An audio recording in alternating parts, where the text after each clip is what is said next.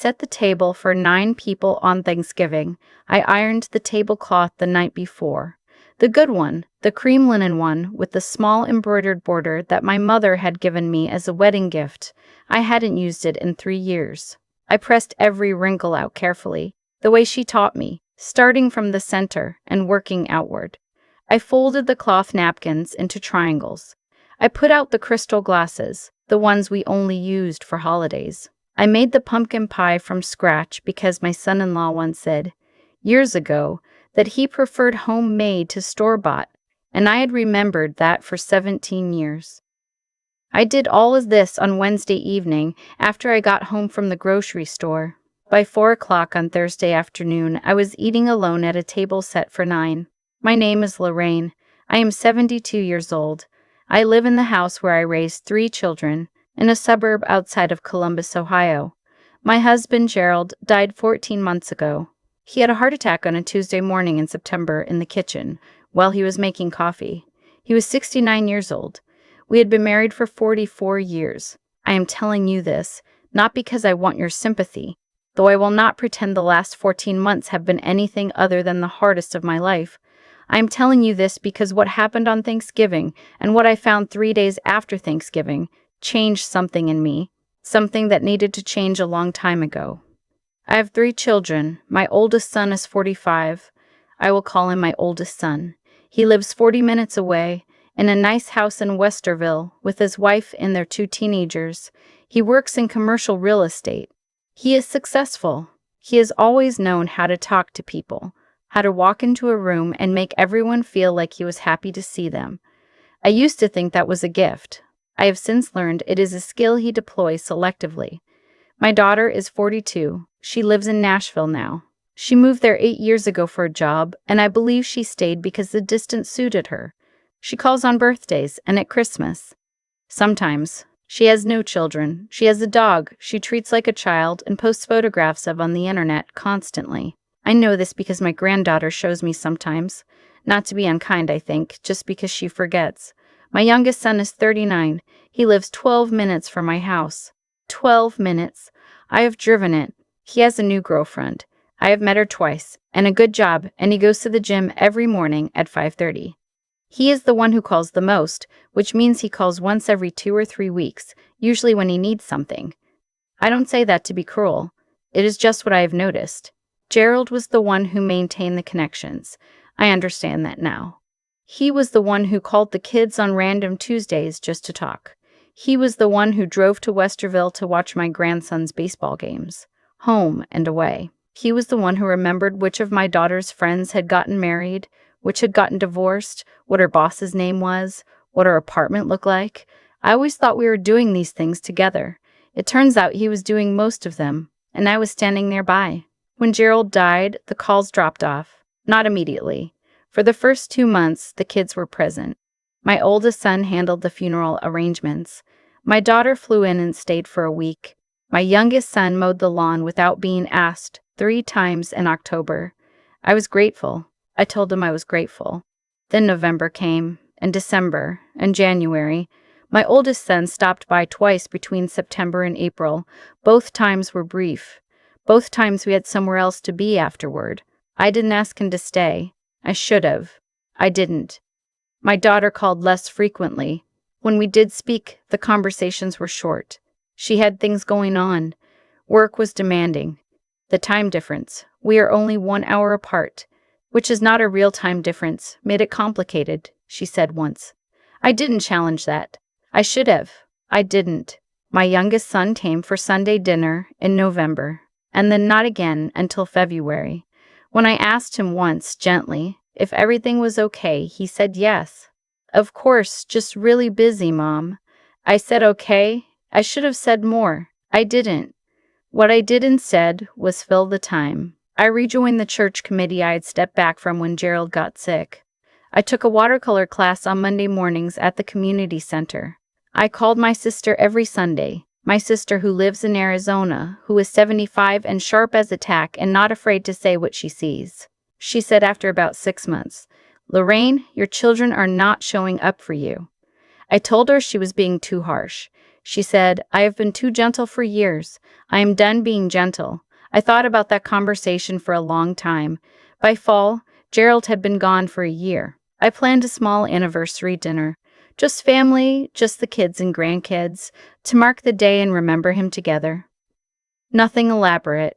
I made his favorite meal, pot roast, the way he liked it, with carrots and small potatoes and the dark gravy you have to start at noon to get right. My oldest son texted the morning of to say his daughter had a volleyball tournament that ran long and they probably couldn't make it, but they would try. They did not try. My daughter had already told me she couldn't come. She said it was too hard emotionally to come back and be in the house. I understood that. I tried to understand that. I am still trying. My youngest son came, he ate quickly, looked at his phone twice, and left by 7:15. He hugged me at the door and said the pot roast was great, Mom. I sat at the table after he left and looked at the pot roast and thought about the fact that Gerald had been gone for a year and his own children could not manage a Tuesday evening. I didn't cry. I had already cried so much in the previous 12 months that I think I temporarily ran out. I just sat there in the quiet and felt something shift. That was October. Thanksgiving was November. I invited everyone. All 3 kids, the spouses, the grandchildren. I bought a 20-pound turkey. I made 4 side dishes, a green bean casserole, sweet potatoes, stuffing from scratch, and cranberry sauce. Real cranberry sauce, not from a can, the kind that takes time. I made 2 pies. I set the table for 9 with the linen tablecloth and the crystal glasses. My daughter called Wednesday morning to say she wasn't coming. She had a new boyfriend. I didn't know about a new boyfriend, and they had made plans with his family. She said she had meant to tell me sooner. She was sorry. I said, "Okay, I'll see you at Christmas." She said yes, definitely. She said she loved me. I said I loved her too. I hung up and stood in the kitchen for a moment, and then I went back to making the pie. My oldest son texted Thursday morning. His wife's mother had taken a fall, and they needed to go to her. A fall. He said he was so sorry. He felt terrible. They would make it up to me. I told him to please go take care of her. That family comes first. I meant it genuinely. I was not being sarcastic. His mother-in-law is a real person who has a right to need her family. I did not hear from my youngest son until 2:30 in the afternoon, when he sent a text saying his girlfriend's family was doing a whole thing, and she really wanted him there, and he hoped I understood, and he would come by Friday to get some leftovers. He did not call. He sent a text.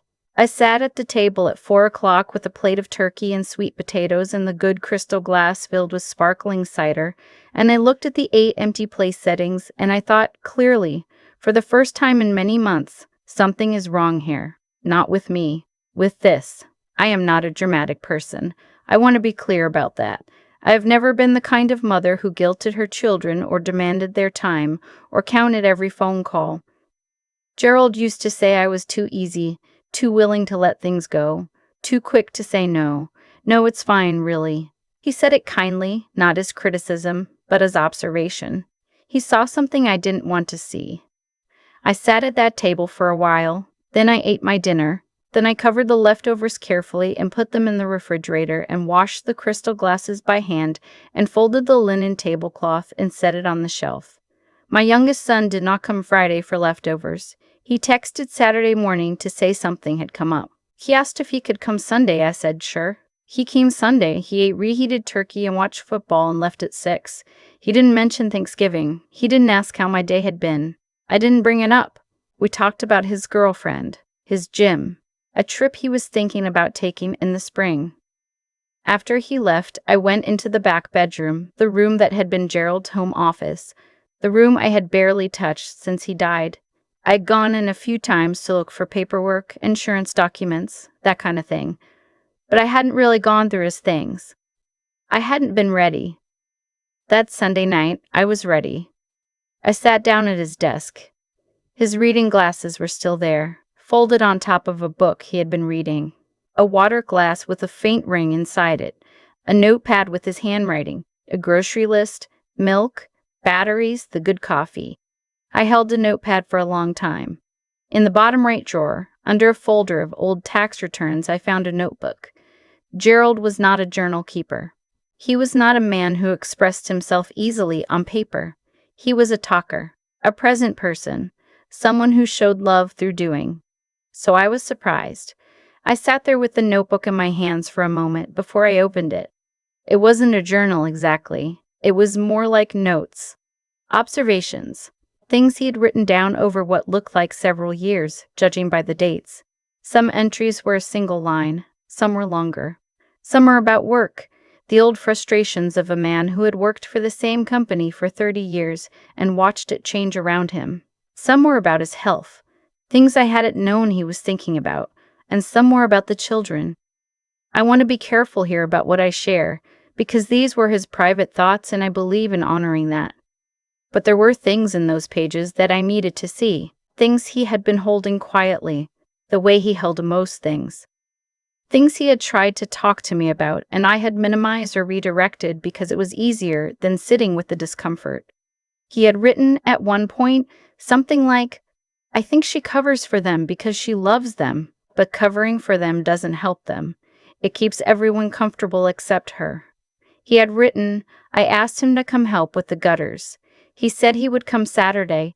He didn't come.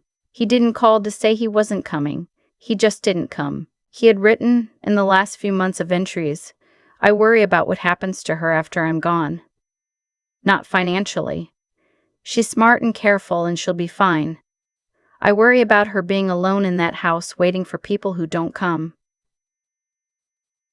I sat at that desk for a very long time. When I finally went to bed, I didn't sleep much. I lay in the dark and thought about my husband, who had seen clearly what I had refused to see, and who had written it down in a notebook and put it in a drawer, not to accuse anyone, not to build a case, but because he was a man who processed things by writing them down, quietly, in private. He had worried about me. He had been right to worry. The week after Thanksgiving, I called my sister in Arizona. I told her about the notebook. I told her about the notebook. I told her about the empty table. She listened without interrupting, which is unusual for her. When I finished, she was quiet for a moment, and then she said, "What are you going to do?" I said I didn't know yet. I said I needed to think. She said, "You have been thinking for 14 months. I love you. Stop thinking and start deciding." I thought about that for another week. I have a financial advisor I've used for many years. His name is not important. He is a careful, thorough man who knew Gerald and who has helped me navigate the last year of paperwork and accounts and decisions. I called him and asked him to come to the house. We sat at the kitchen table, and I told him I wanted to make some changes. I want to be honest about what I decided without making this into something theatrical. I did not cut my children out in anger. I did not make decisions out of spite or to punish anyone. I made decisions because I finally understood what Gerald had understood, which is that there is a difference between loving your children and structuring your life and your estate in a way that rewards absence. I have 2 grandchildren. My grandson from my oldest son, who's 16, and who texts me on random weekends to tell me about his baseball games, sometimes including a photo.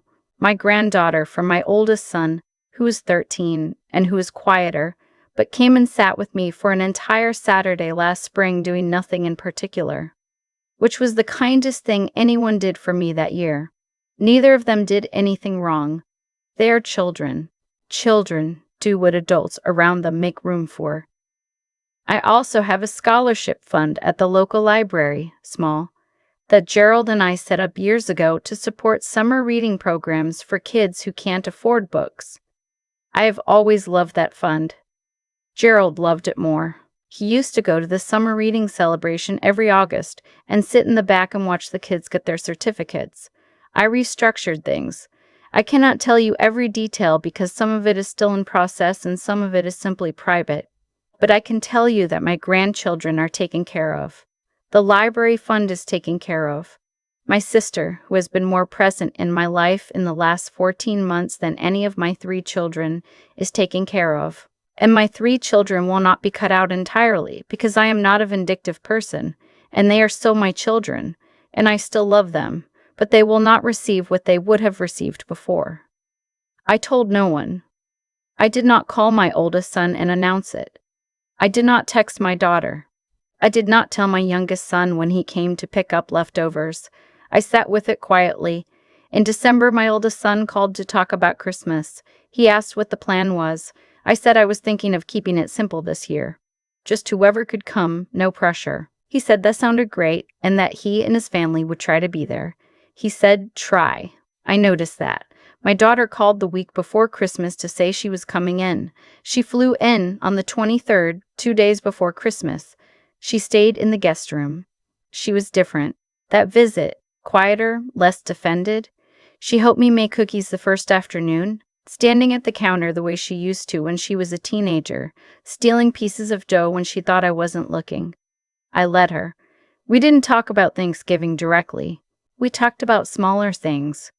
At one point she said, I know I've been hard to reach lately. I said, I know. We left it at that. I think she knew something had changed in me, even if she didn't know what. People can feel when you have stopped waiting for them. My oldest son came on Christmas Day with his family. My youngest son came with his girlfriend. We had a full table. It was pleasant. It was not like the Christmases from before Gerald died, but nothing will ever be like those again, and I have made a kind of peace with that. At one point during dinner, my grandson asked me if I missed Grandpa. Everyone got a little quiet. I said yes every single day, but that I thought he would be happy to see us all at the table. My grandson nodded like that made sense to him. After everyone left and the kitchen was clean, I sat in the living room in the chair by the window, the chair Gerald used to sit in, and I thought about the past 14 months. I thought about the 44 years before that, the years of raising 3 children in this house, of holidays and sick nights and arguments and repairs, and all the ordinary texture of a family life. I thought about Gerald writing in that notebook, worried about me, seeing what I couldn't see. I thought about my sister saying, stop thinking and start deciding. I had spent a long time managing everyone's comfort at the expense of my own, being easy, as Gerald said, letting things go, saying no, really, it's fine. And what I had gotten in return, not always, not in every moment, but in the aggregate, in the pattern, was less and less presence, less and less consideration. A table set for 9, empty. I am not telling this story because I want you to be angry on my behalf. I am not sure I am even angry. Not anymore. Not in the sharp way I was in that first week after Thanksgiving. What I feel now is something closer to clear. I see things as they are. I love my children. I am not waiting for them. My youngest son called last month on a Thursday evening out of nowhere, just to talk. We spoke for 40 minutes. He told me about the trip he was planning, and I told him about the watercolor class. And at one point he said, kind of quietly, that he had been thinking about how much he missed Sunday dinners, the real ones, the kind we used to have when we were growing up. I said I missed them too. He asked if maybe we could start doing that again sometime. I said sure, maybe. I did not set a date. I did not offer a specific Sunday.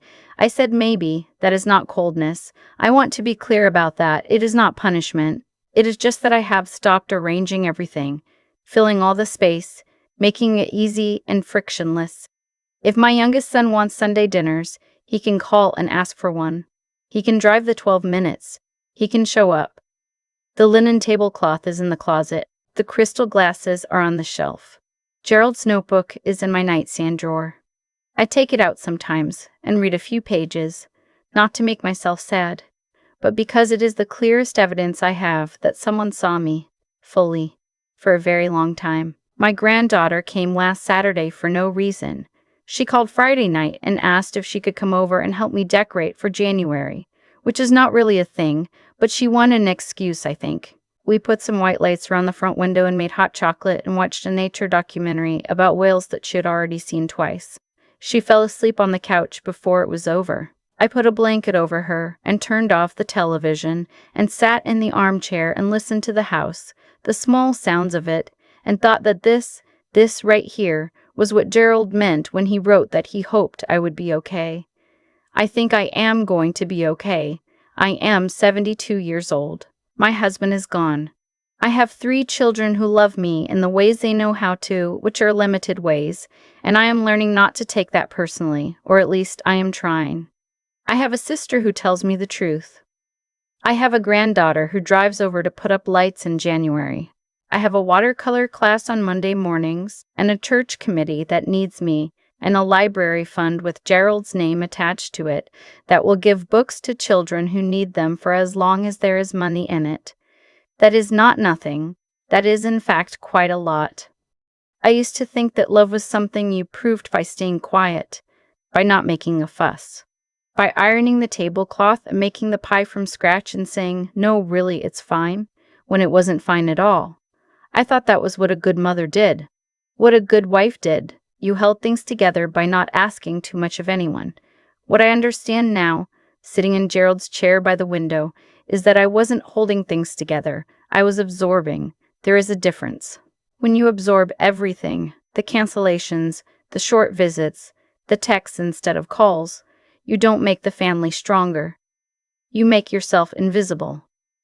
You teach the people around you that your needs don't exist, and eventually they believe you. Gerald saw it. He wrote it down in that notebook, because he didn't know what else to do with what he saw. He loved our children. I want to be clear about that. But he also loved me enough to be honest, even on paper, even in private, even when I wasn't ready to hear it. That kind of honesty, the kind that costs something, the kind that doesn't need an audience. That is one of the most decent things a person can offer another person. I didn't know how to receive it when he was alive. I am learning to receive it now, 14 months after he's gone. There is something I've come to believe about the way our choices accumulate over time. Not in a mystical sense, not in the sense that the universe is keeping score, just in the plain observable way that patterns become habits, and habits become character, and character becomes the life you actually live, not the one you imagined. My children did not become distant overnight. It happened in small increments, each one small enough to excuse, until the increments added up to a Thanksgiving table with 8 empty place settings. And I was part of that pattern too. Every time I said it's fine when it wasn't, I made the next absence a little easier for everyone to justify. What I did after Thanksgiving was not revenge. I wanted to be honest about that. Changing my plans, restructuring what I had spent a lifetime building. That wasn't an act of anger. It was an act of clarity. It was the first decision I had made in years that was genuinely mine, not shaped by what anyone else needed or expected from me. That kind of clarity is hard to come by. It takes time. For me, it took 44 years of marriage, 14 months of grief, and one very cold Thanksgiving afternoon with the crystal glasses and nobody home. What I kept coming back to, reading Gerald's notebook, was how much he had simply paid attention. He had noticed things. He had written them down. He had worried about me in the specific, detailed way that you can only worry about someone you have been watching closely for a very long time. I think about that a lot now, about what it means to actually see the people in your life, not the idea of them, not what you need them to be, but who they actually are on a Tuesday, in the ordinary middle of things. Gerald did that. My granddaughter does that, showing up on a Friday night with no real reason except that she thought I might want company. That is not nothing. That is everything. I am 72 years old, and I am still learning how to take up space. Still learning that saying no, this doesn't work for me, is not the same as being difficult. Still learning that the people who love you well don't require you to make yourself small. Gerald knew that. He left me a notebook full of evidence that he knew it. The least I can do is try to live like I know it too.